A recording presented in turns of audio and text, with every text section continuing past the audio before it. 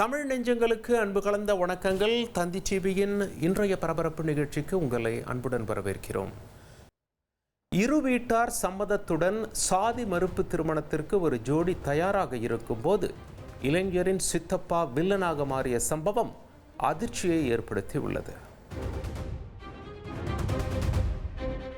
திருவாரூர் மாவட்டத்தில் மாற்று சமூகத்து பெண்ணை மணப்பதாக கூறி மணமகனை சொந்த சித்தப்பாவே கடத்திய சம்பவம் பரபரப்பை ஏற்படுத்தியுள்ளது.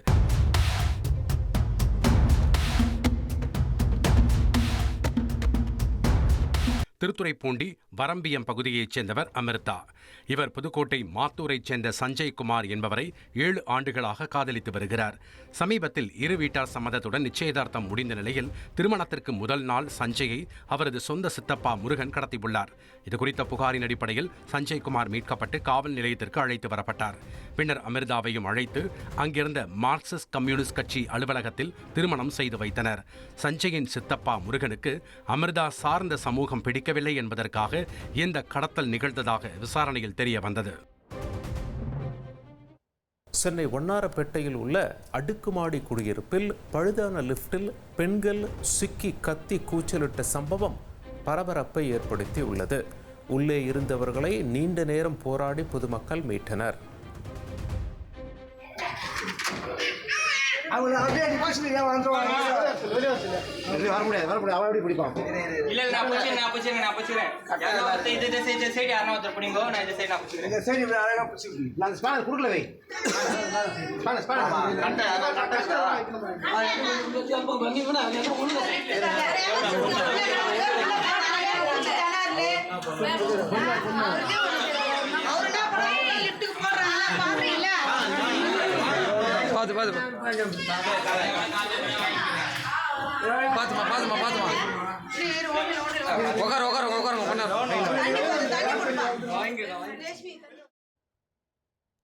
விருதாச்சலத்தில் இறுதி ஊர்வலத்தில் பட்டாசு வெடித்த போது டீ கடையில் தீப்பற்றி கடை முழுவதும் கொழுந்து விட்டு எறிந்த காட்சி பெரும் பரபரப்பை ஏற்படுத்தியுள்ளது.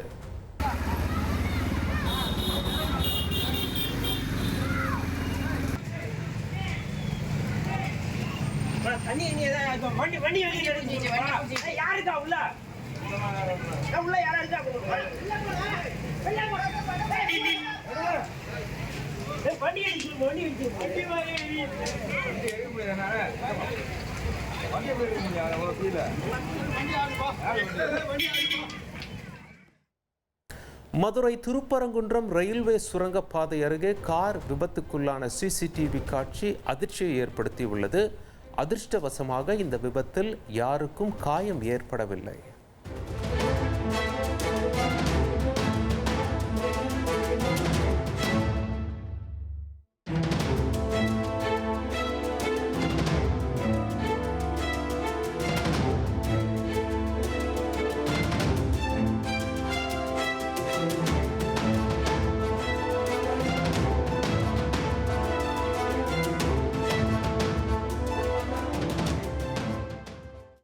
கேரளாவில் பாலியல் புகாரில் சிக்கிய காங்கிரஸ் எம்எல்ஏ ராகுலுக்கு எதிராக அம்மாநில காங்கிரஸ் தலைவர் ஷஃபியின் வாகனத்தை முற்றுகையிட்டு இந்திய ஜனநாயக இளைஞர் கூட்டமைப்பினர் போராட்டத்தில் ஈடுபட்டதால் பரபரப்பான சூழல் நிலவியது.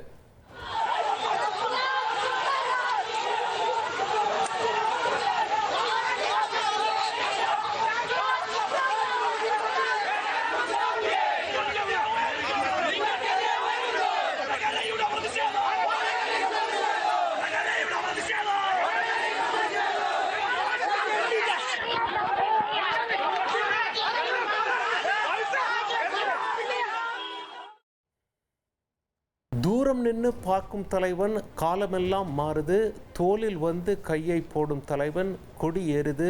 தாவேகாவோட முதல் பாட்டிலேயே ஓவர் ஹைப் ஏத்துனாங்கன்னு பேசப்பட்டது. ஆனால் சினிமா பாணியிலேயே திரையில் ஒரு மாதிரியும் தரையில் வேற மாதிரியும் நடந்துகிட்டதால தாவேகா தலைவர் மீதே அவர் நெஞ்சில் குடியிருந்த ரசிகர் புகார் அளிச்சிருக்கார்.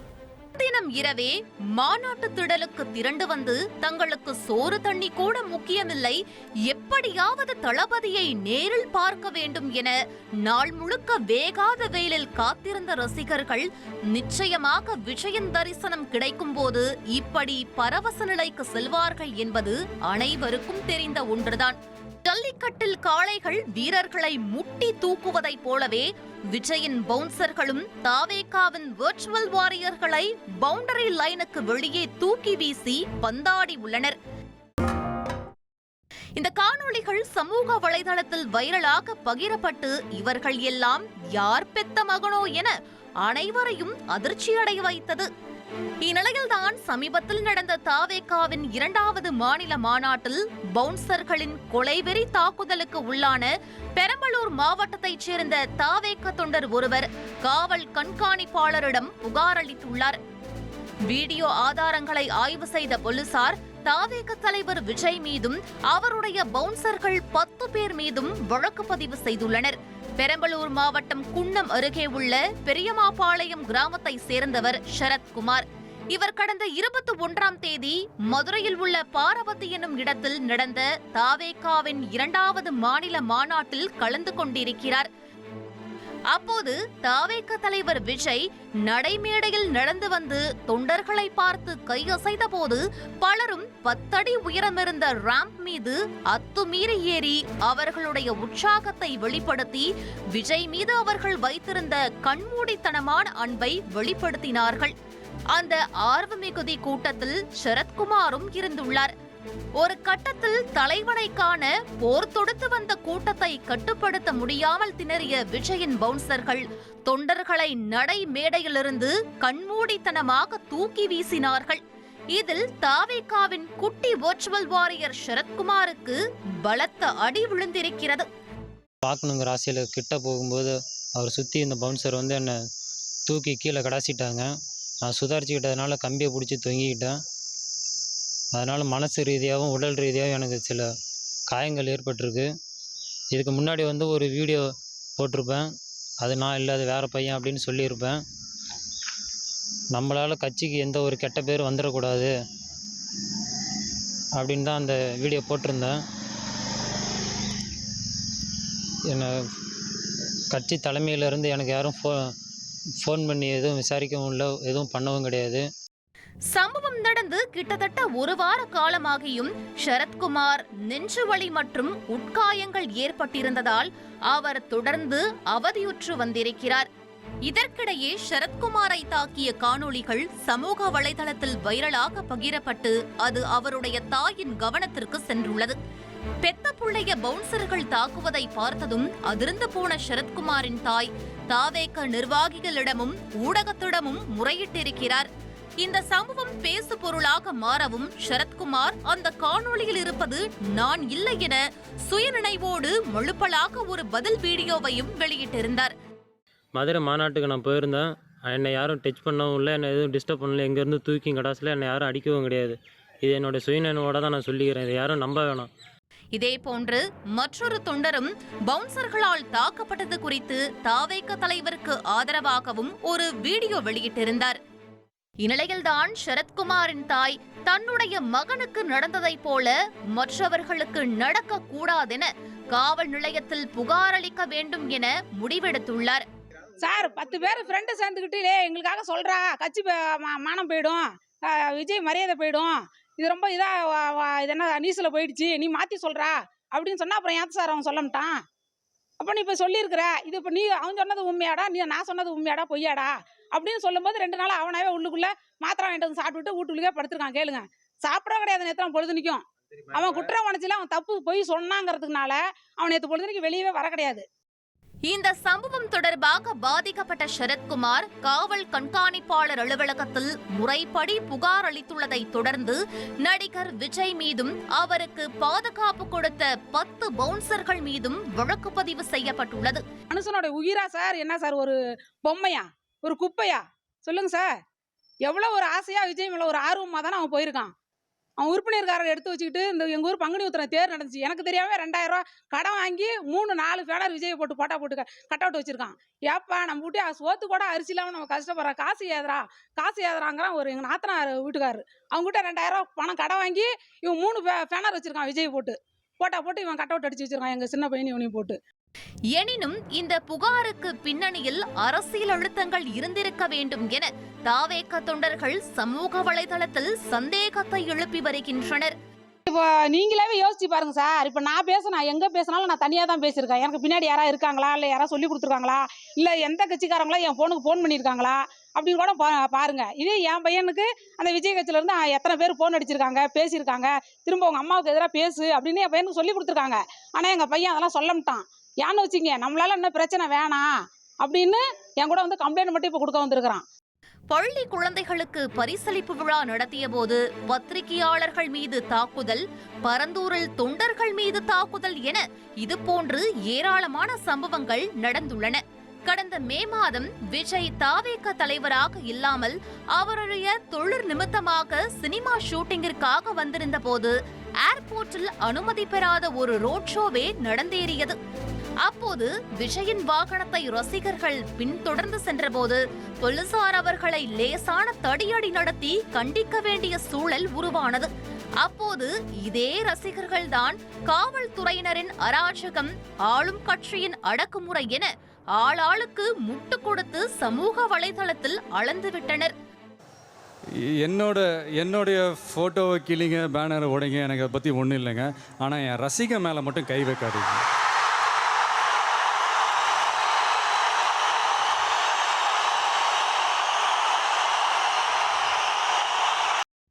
ஆனால் தாவேக தலைவர் விஜயின் பவுன்சர்கள் தொடர்ந்து இதுபோன்று பாசத்தோடு வரும் தொண்டர்களை பந்தாடும் போது மட்டும் தாவேக தொண்டர்கள் அதனை கண்டும் காணாதது போல உள்ளுக்குள்ளேயே அடக்கி வாசித்து விடுகின்றனர்.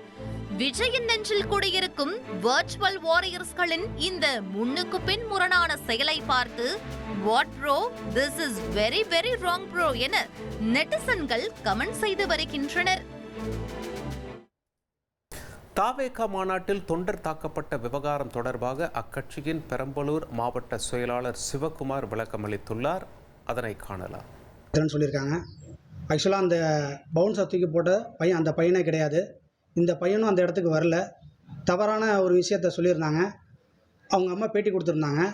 அந்த பேட்டியை பார்த்துட்டு திருப்பி அந்த பையனை கான்டாக்ட் பண்ணும்பொழுது அந்த பையன் இருந்துக்கிட்டு அது நான் கிடையாது, வெள்ளை சட்டையை பார்த்துட்டு யாரோ சொன்னதை வச்சு எங்கள் அம்மா பேட்டி கொடுத்துருக்காங்க அப்படிங்கிற மாதிரி சொல்லியிருந்தாப்புல. நீ அங்கே வந்திருந்தப்போ உனக்கு எதாவது சேதாரமானு கேட்டிருந்தா அப்படிலாம் எதுவும் கிடையாது, நானே கிடையாது அப்படின்னு சொல்லி அந்த பையன் சொல்லியிருந்தாப்புல. இப்போ யாரோட தூண்டுதல் பேர்லன்னு தெரில. இப்போ அந்த பையன் வந்து மறுபடியும் எஸ்பி ஆஃபீஸில் வந்து கம்ப்ளைண்ட் கொடுத்துருக்காப்புல. நாங்கள் இப்பயும் 100% சொல்கிறோம், அந்த பையனே கிடையாது, அந்த பையன் பவுன்சரால் தூக்கி போடவே இல்லை. இது ஒரு தவறான தகவல். ஆனால் வந்து யாரோட தூண்டுதல் பேருன்னு தெரியல. அவங்க வந்து இப்போ மனு கொடுத்து தளபதி மேலே வழக்கு பதிவு பண்ணியிருக்காங்க. விபத்தில் சிக்கி வழியில் துடித்த மாற்றுத்திறனாளிக்கு 108 ஆம்புலன்ஸ் வசதி புறக்கணிக்கப்பட்டதாக எழுந்துள்ள புகார் பரபரப்பை ஏற்படுத்தியுள்ளது. சென்னையில் வாகன விபத்தில் சிக்கிய மாற்றுத்திறனாளியை ஆம்புலன்ஸ் ஓட்டுநர்கள் மருத்துவமனைக்கு அழைத்துச் செல்லாமல் வீட்டிலேயே விட்டுச் சென்ற சம்பவம் பரபரப்பை ஏற்படுத்தியுள்ளது.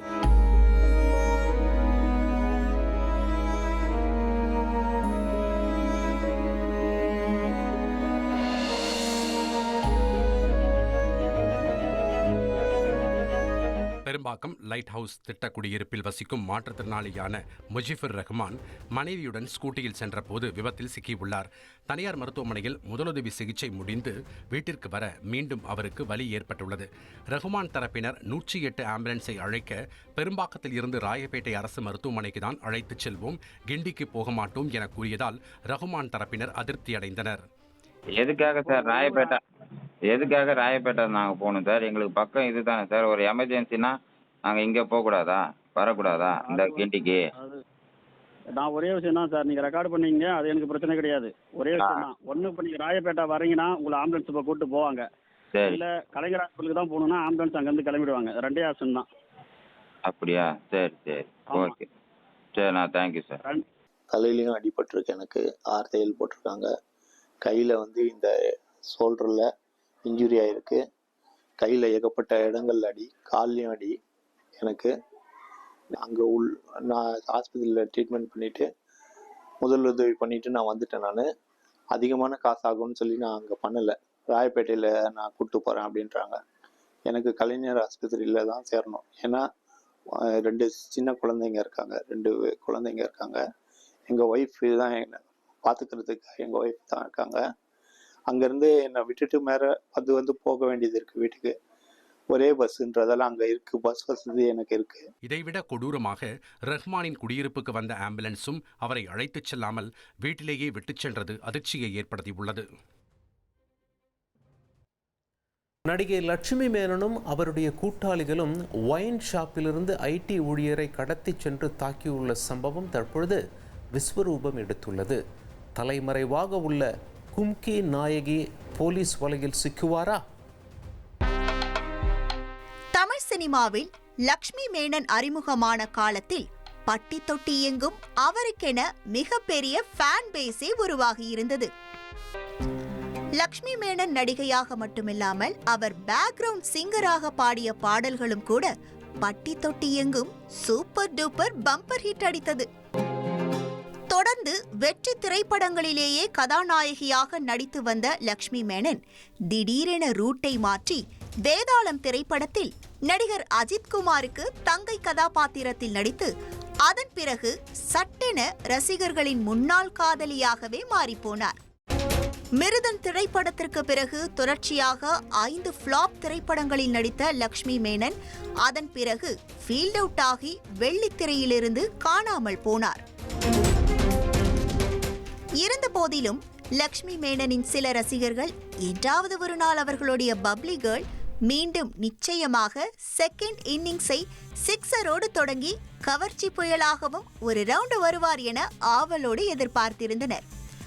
ஆனால் நடிகை லக்ஷ்மி மேனனோ சினிமாவில் ரவுண்டு வருவதற்கு பதிலாக நண்பர்களோடு வைன் ஷாப்பிற்கு ரவுண்டு அடித்து தற்போது ஆட்கடத்தல் மற்றும் கொலை முயற்சி வழக்கில் காவல்துறையினரால் தேடப்பட்டு வரும் வில்லியாக மாறியுள்ளார்.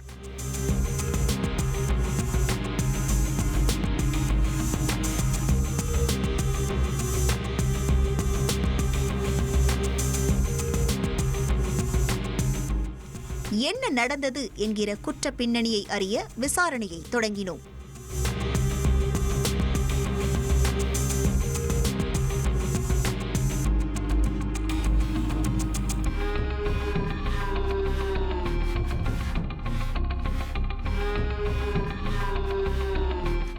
கேரளா மாநிலம் கொச்சியில் உள்ள பிரபலமான பாருக்கு கடந்த ஞாயிற்றுக்கிழமை இரவு நண்பர்களோடு கொஞ்சம் சில் பண்ணுவதற்காக சென்றுள்ளார் நடிகை லக்ஷ்மி மேனன். அங்கு அனைவரும் மது அறிந்து கொண்டிருந்த போது லக்ஷ்மி மேனனின் நண்பர்களுக்கும் சில சாஃப்ட்வேர் டெக்கீஸ்களுக்கும் இடையே தகராறு ஏற்பட்டுள்ளது. அப்போது போதையில் இருந்த ஐடி ஊழியர் ஒருவர் நடிகை லக்ஷ்மி மேனனின் பெண் தோழியான சோனா மோல் என்பவரை கலாய்த்து வம்பிழுத்து சென்றுள்ளார். நடந்த சம்பவத்தை அவமானமாக கருதிய சோனா மோலும் லக்ஷ்மி மேனனும் ஐடி ஊழியருக்கு தக்க பாடம் புகட்ட நினைத்து அவர் சென்ற காரை வழிமறித்து தகராறு செய்துள்ளனர். அப்போது லக்ஷ்மி மேனனுக்கும் சோனா மோலுக்கும் ஆதரவாக வந்திருந்த மிதுன் மற்றும் அனீஷ் ஆகிய 2 நண்பர்களும் வம்பிழுத்த ஐடி ஊழியரை காரில் கடத்தி சென்று சித்திரவதை செய்திருக்கிறார்கள்.